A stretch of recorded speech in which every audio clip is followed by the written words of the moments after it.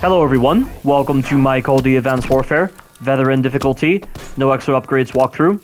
This is Mission 7, Utopia, and I will say, with the upgrades, this mission is probably a lot of fun, and that's definitely the baseline way the developers wanted you to play this game for all the missions, because the encounters flow a lot better, and you won't get screwed so much by a lot of the poor designs present with the enemies and with the environmental designs. But without upgrades, this mission is decent. It has some good, it has some bad, and I mainly remember the bad moments from this mission. The first time I was going through this mission, it was a lot of fun to just run through a lot of these encounters and just really find that path, and it was nice to have a nice change of pace from all the slow things we've been doing throughout this game, just to embrace that kind of fast frenetic action. But going through this mission again, after I got screwed by the Skyway encounter because I didn't have a lot of resources for it, I just kept on dying to really stupid things, and it really destroyed my enjoyment of this mission, and a lot of poor designs present with the game, and a lot of poor designs present with this mission in particular got me screwed. So that's why I'm saying it's a decent mission when you're doing it with no upgrades. But don't play this game with no upgrades, play this game with the upgrades. The game just, it's a bad game when you're doing without the upgrades. At least that's what it feels like, because it's been a while since I've had a really good mission to go through with this game. It just feels like every single mission has been such a disappointment with the number of poor designs present. All because of the way I'm playing this game. And with the way the enemies just love to cheat, and with the amount of broken designs present. But I need to talk about that later. Right now, after making a mad dash into this building, I pull out my shield, and I block that guy and then melee him. And did you see how much battery life the shield took off just then? Watch this. I've held the shield out for a split second, but look at the amount of battery life I have right now. Why is that so much? I held the shield out for longer the first time I used it, and it took less battery life than the second time I used it for a split second. What is up with that? I think it's a bug with the shield on this mission, or it's probably an intended feature with the shield on this mission. It feels like the shield on this mission has less battery life compared to the previous missions, but that can't be true. There's no reason for it to have less battery life in this one mission alone. It must be a bug. And with the number of poor designs I've just encountered with this game and what I've actually demonstrated in this walkthrough, I wouldn't be surprised if this was a bug. And it sucks that this did happen, because if I had the shield for the Skyway encounter, it would have taken less time probably. But sadly, I'm going to have to go into that encounter without a shield. But right here, I'm going to go into that room where the civilian was to make sure the enemies that were behind me don't shoot me. And then after they're gone, I'm just going to throw all of my smart grenades at these enemies over here. It's random what the smart grenades choose to do if you don't aim them correctly and you don't place them in the correct spot, because there are times when they can clip into the pillars right in front of me. But I've used up all my smart grenades, and I'm also trying to make sure that I don't trigger the next objective marker, because if you do, the AST will spawn, and this is kind of a mini-boss encounter. The AST is that armored guy that we encountered in the mission Aftermath. It wasn't an enemy, it was in a cutscene. It's a big armored guy that works for Outlast, but this guy is such a pain in the ass because the amount of life he has, and his perfect aim nonsense can really fuck you over, because he can kill you in a split second if he wants to. But you need to make sure that he prioritizes Alona rather than you. But when the AST spawns in, 2 enemies will spawn. This is assuming that you've killed all the enemies in this encounter, but these 2 enemies will spawn right here so you can get rid of them. And also, it's random if the AST decides to prioritize you at the beginning of his encounter. So right now, instead of going over to where Alona was, he could have gone right to me. I'd have to play Ring Around the Rosie with him, because his pathing is not the best. His AI in general is very dumb when it comes to navigating the corners, pretty much. But when it comes to perfectly hitting you, the guy is nuclear in his capability. It's insane. Like, watch some of the moments I get. Like, some of the close calls I get right here, where he nearly kills me. Like, watch. See that? Look how quickly he responded to me. And the thing is at this distance, it's so hard to tell if he's looking at Alona or not. I mean, he's shooting his rocket launcher at her, but even then, when he's not doing anything, it looks like he's looking at Alona, but at times he's actually looking at you. And that amount of confusion can lead you to linger out of cover for longer than necessary, and he can kill you very quickly. So you've got to make sure that you only shoot him for like 1 second, and then you get back into cover. Because look at that. Look how quickly he came close to killing me. And admittedly, if I had upgrades, I would have more health and I could have had reduced flinch. But I think it's still something you've got to exert a little bit of caution with when it comes to this enemy. This enemy is just poorly designed. I really do not like the way they designed this enemy. It's the most generic AI system ever for a Call of Duty game. Just perfect aim nonsense, too much life. It's a dragged out scenario. It is so boring. And at any moment he can choose to shoot me if I stay out of cover for way too long. And I don't know if this happens in this recording, but I think there's a moment where he comes over to me and I'm forced to play Ring Around the Rosie with him on this call. I'm like, there he is, he's coming right at me. So I need to throw a threat grenade right now. I have 2 threat grenades. And the game doesn't offer any way to get a free ammo refill in this mission. So what you get right now and what you use is what you're going to have to go into with the next encounters.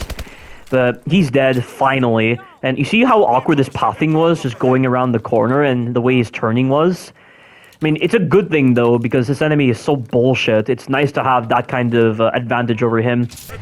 But he's so awkwardly programmed, and I don't know why they designed him like this. And I think this same AI system with the ASTs in this game returns in Black Ops 3 with the Warlords, because I believe the Warlords in the campaign actually moved in a very similar fashion. I mean, they weren't as annoying as the ASTs because the abilities that you had were capable of dealing with Warlords, and the Warlords died very fast from your weapons if you had the right tools to deal with them, which was definitely one of my favorite things about the Warlords on that game. But I imagine it'd be very annoying having to deal with that very crappy AI system just present with the Warlords and the ASTs. But at least the abilities in Black Ops 3 balance that out. So I'm not gonna voice too much when it comes to grievances with that. But right now we're doing a vehicle sequence, and unlike the previous vehicle sequences, this one, it has some annoying problems. You see that VTOL that's shooting at me right now? Well, there's a section later on where you go inside of a tunnel and there's a hole in the roof that allows the VTOL to shoot you.